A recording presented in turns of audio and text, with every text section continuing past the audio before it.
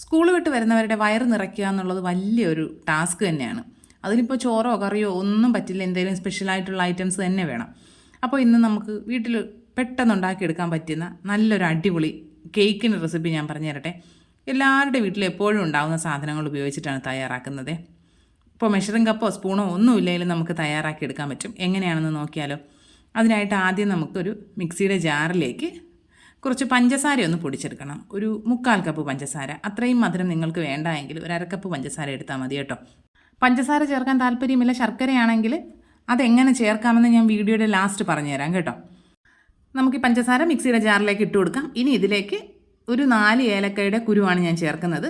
Vanilla essence ഉണ്ടെങ്കിൽ അത് നമുക്ക് പിന്നീട് ബാറ്ററിൽ ചേർത്താലും മതിയാകും. ഏലക്കയുടെ പൊടിയാണെങ്കിലും ഇപ്പോൾ ഇതിൻ്റെ കൂട്ടത്തിൽ ചേർത്തിട്ട് നന്നായിട്ട് ഒന്നുകൂടി ഒന്ന് പൊടിച്ചെടുക്കാവുന്നതാണ്. നമ്മൾ പഞ്ചസാര നന്നായിട്ട് പൊടിച്ച് മാറ്റി വെച്ചിട്ടുണ്ട്. ഇനി മറ്റൊരു ബൗളിലേക്ക് 1 കപ്പ് ഗോതമ്പ് പൊടിയാണ് എടുക്കുന്നത്. മൈദയല്ല കേട്ടോ, ഗോതമ്പ് പൊടിയാണേ.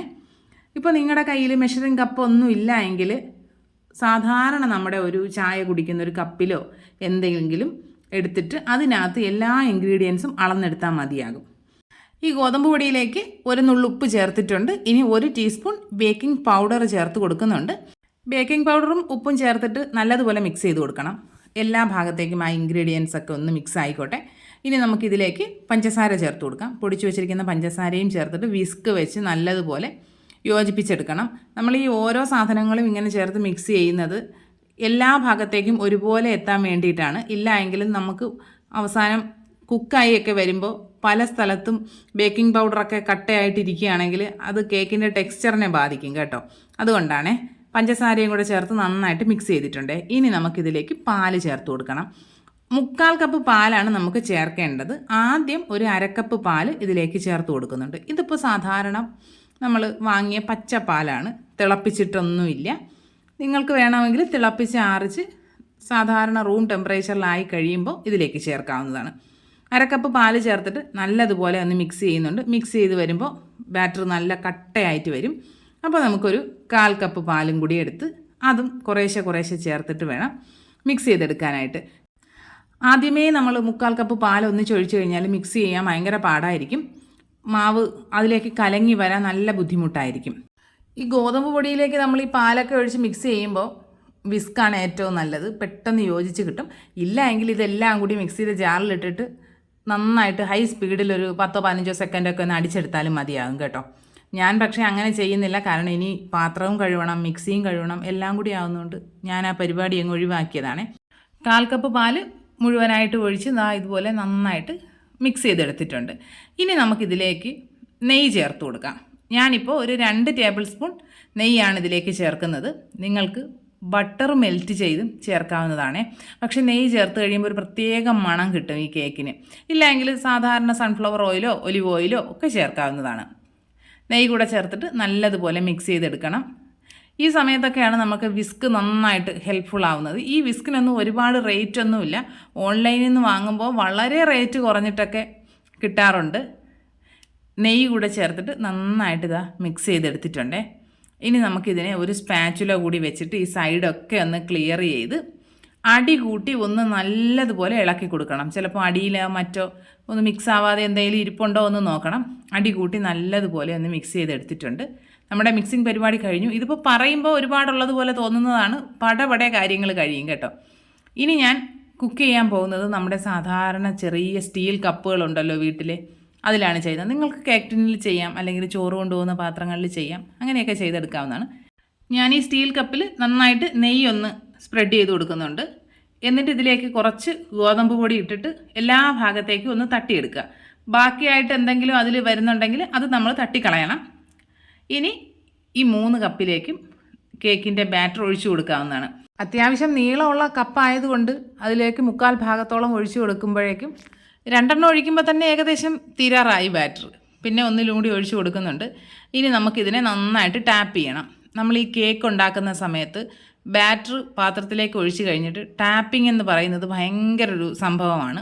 നന്നായിട്ട് ടാപ്പ് ചെയ്ത് കൊടുക്കുക. ഒരു 10-15 വരെയൊക്കെ നമ്മൾ എണ്ണയിട്ട് ഇങ്ങനെ ടാപ്പ് ചെയ്യുക. അപ്പോഴാണ് ഇതിനകത്തുള്ള എയർ ബബിൾസ് എല്ലാം പോയിട്ട് കേക്ക് നല്ല സോഫ്റ്റായിട്ട് കിട്ടും. ഈ സമയത്ത് തന്നെ ഞാൻ വലിയൊരു അലുമിനിയം പാത്രം അടുപ്പിൽ വെച്ചിട്ട് നന്നായിട്ട് ചൂടാക്കാൻ വെച്ചിട്ടുണ്ടായിരുന്നു. അതിലേക്കൊരു റിങ് വെച്ച് കൊടുത്തിട്ടുണ്ട്. ഇനി ഗ്ലാസ്സുകൾ വെക്കണമല്ലോ, അതിനായിട്ട് വേറൊരു സ്റ്റീലിൻ്റെ അടപ്പോ ഒരു പാത്രമോ എന്തേലും വെച്ച് കൊടുക്കാം. അതിന് മുകളിലേക്ക് വേണം നമ്മൾ ഈ കപ്പുകൾ വെച്ച് കൊടുക്കാനായിട്ട്. എന്നിട്ട് അടച്ച് വയ്ക്കുക. അടച്ച് വെച്ചിട്ട് ഒരു ലോ ടു മീഡിയം ഫ്ലെയിം, ഒരുപാട് ലോ ആക്കരുത്, എന്നാൽ ഒരുപാട് അങ്ങ് മീഡിയം ഫ്ലെയിമും ആവരുത്. ലോ ടു മീഡിയം ഫ്ലെയിമിൽ 30 മിനിറ്റ് ആകുമ്പോഴേക്കും കുക്കായി കിട്ടും.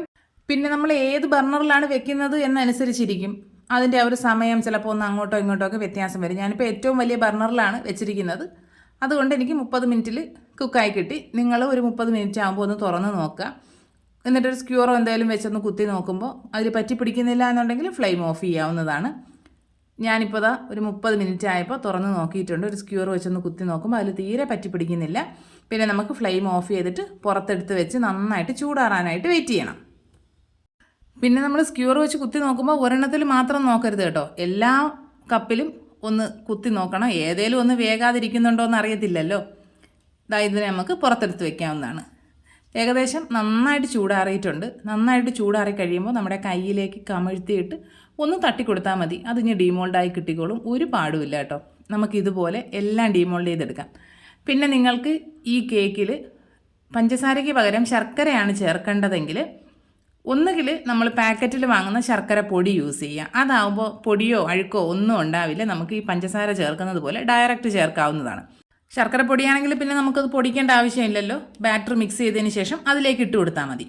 പിന്നെ നമ്മൾ ഈ ഉണ്ട ശർക്കരയാണ് യൂസ് ചെയ്യുന്നതെങ്കിൽ അതൊരു 3/4 കപ്പ് പൊടിച്ചെടുക്കുക. പൊടിച്ചെടുത്തതിന് ശേഷം അതിലേക്കൊരു 1/4 കപ്പ് വെള്ളവും ചേർത്ത് നന്നായിട്ട് അരിച്ചെടുക്കുക. അരിച്ചെടുത്ത് നമ്മുടെ ഈ ബാറ്ററിലേക്ക് ചേർക്കാം. അപ്പോൾ പിന്നെ നമുക്ക് പാല് ചേർക്കാൻ പറ്റില്ല. അപ്പോൾ ആ ടേസ്റ്റ് കിട്ടാൻ വേണ്ടിയിട്ട് ഒരു 2 ടേബിൾ സ്പൂൺ പാൽപ്പൊടി കൂടെ ചേർത്ത് കൊടുക്കണം.